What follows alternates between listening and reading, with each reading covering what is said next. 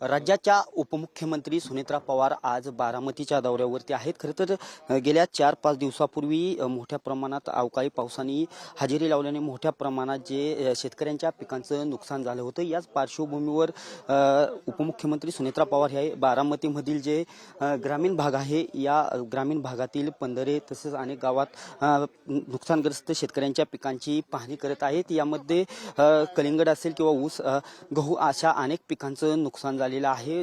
यावेळी ज्या उपमुख्यमंत्री सुनेत्रा पवार ह्या शेतकऱ्यांशी संवाद देखील साधत आहेत। एकंदरीतच आज सकाळपासूनच हा पाहणी दौरा सुरू झालेला आहे आणि मोठ्या प्रमाणात शेतकरी आहेत ते उपस्थित आहेत। आपल्यासोबत उपमुख्यमंत्री वहिनी आहेत।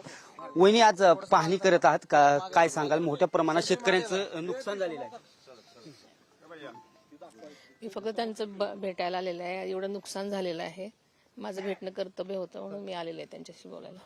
वहिनी, खरं तर उद्या पोटनिवडणुकीसाठी उमेदवारी अर्ज दाखल करणार आहेत। थांबा तुम्ही, आता मी आधी मला शेतकऱ्यांना भेटू द्या। उद्या 6 तारखेला मी माझ्या निवडणुकीचा अर्ज भरणार आहे। नक्कीच उपमुख्यमंत्री सुनेत्रा पवार ह्या बारामतीमधील जे ग्रामीण भाग आहे या भागातील शेतकऱ्यांच्या पिकांची पाहणी करत आहेत। यावेळेस शेतकऱ्यांशी संवाद देखील साधत आहेत आणि मोठ्या प्रमाणावरती शेतकरी देखील या उपस्थित आहेत आणि शेतकऱ्यांच्या बांधावरती खऱ्या अर्थाने उपमुख्यमंत्री सुनेत्रा पवार ह्या पाहणी करताना पाहावयास मिळत आहेत। कॅमेरा पर्सन अभिजित पिसेसह मी दीपक कापरे, TV9 मराठी, बारामती।